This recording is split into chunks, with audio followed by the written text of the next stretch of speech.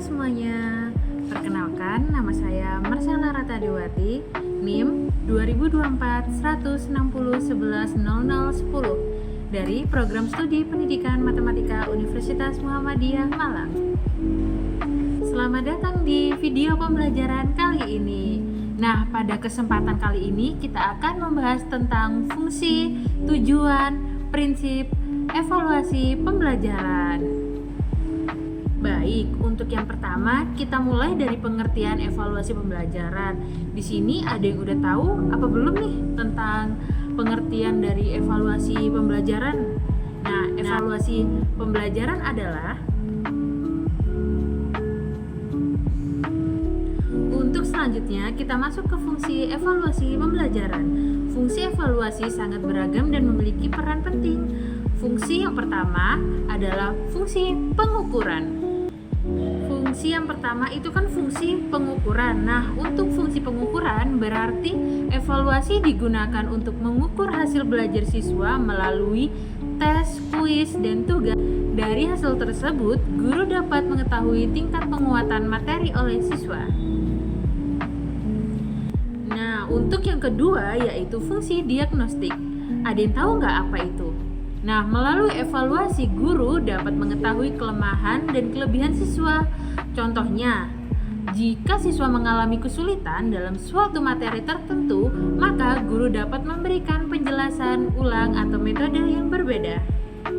Ketika seorang guru memberikan ulangan harian, itu bukan hanya untuk mendapatkan nilai, namun juga untuk mengetahui apakah siswa sudah memahami materi yang diajarkan atau belum.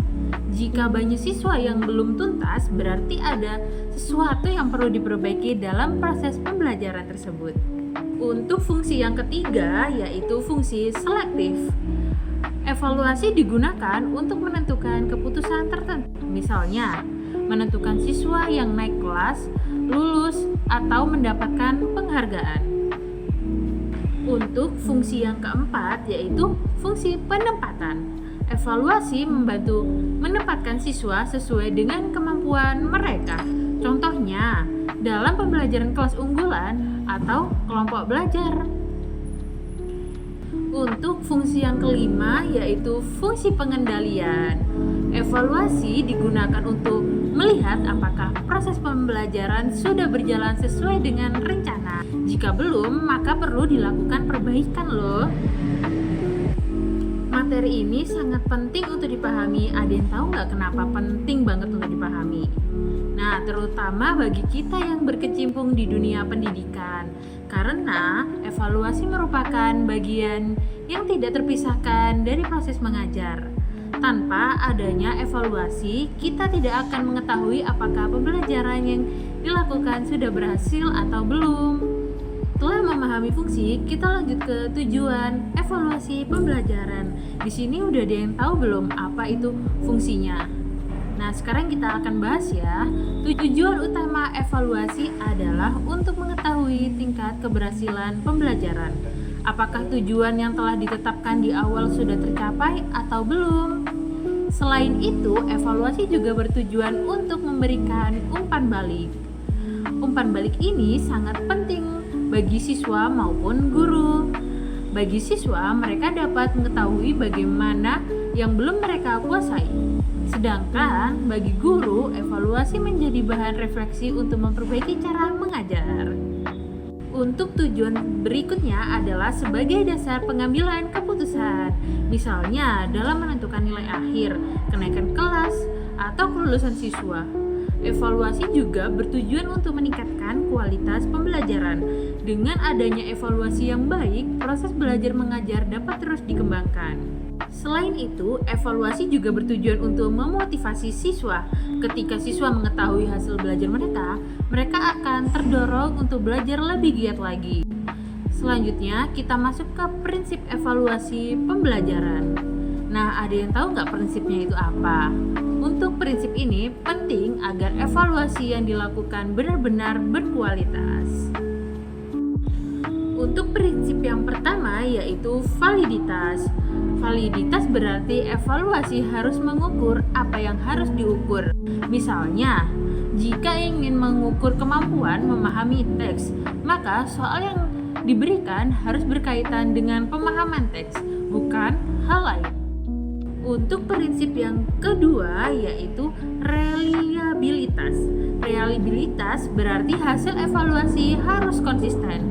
Jika tes dilakukan berulang dalam kondisi yang sama, hasilnya tidak jauh berbeda.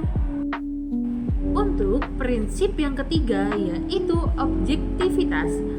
Nah, penilaian harus dilakukan secara adil dan tidak dipengaruhi oleh perasaan pribadi.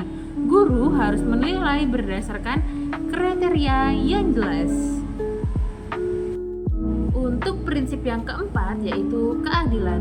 Semua siswa harus mendapatkan perlakuannya sama dalam evaluasi. Tidak boleh ada diskriminasi atau bentuk apapun. Untuk yang 5 yaitu keterpaduan. Evaluasi harus menjadi bagian dari proses pembelajaran.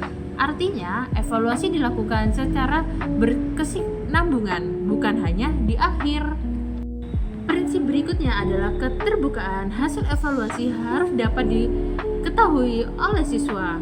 Dengan begitu, siswa akan memahami kekurangan dan kelebihan mereka.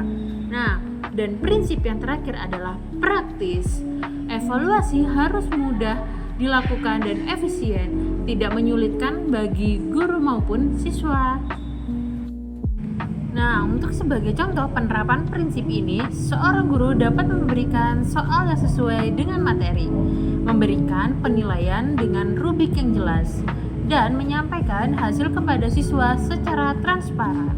Dengan begitu, evaluasi menjadi lebih bermakna dan bermanfaat. Dapat kita simpulkan yaitu bahwa evaluasi pembelajaran memiliki fungsi, tujuan, dan prinsip yang sangat penting. Evaluasi bukan hanya tentang angka, tetapi juga sebagai alat untuk memperbaiki dan meningkatkan kualitas pembelajaran. Dengan memahami konsep ini, kita diharapkan mampu melakukan evaluasi dengan lebih baik dan tepat. Wah, ternyata udah di ujung pembelajaran aja ini. Gimana? Kalian tadi udah paham nggak tentang fungsi, tujuan, dan prinsip evaluasi pembelajaran? Nah, kalau semisalnya kalian belum paham, kalian bisa cari di beberapa jurnal dan juga informasi yang lainnya, atau bisa diulang lagi videonya dari awal. Cukup sekian pembahasan pada video kali ini. Semoga materi yang disampaikan dapat bermanfaat. Terima kasih atas perhatian teman-teman, dan sampai jumpa di video selanjutnya.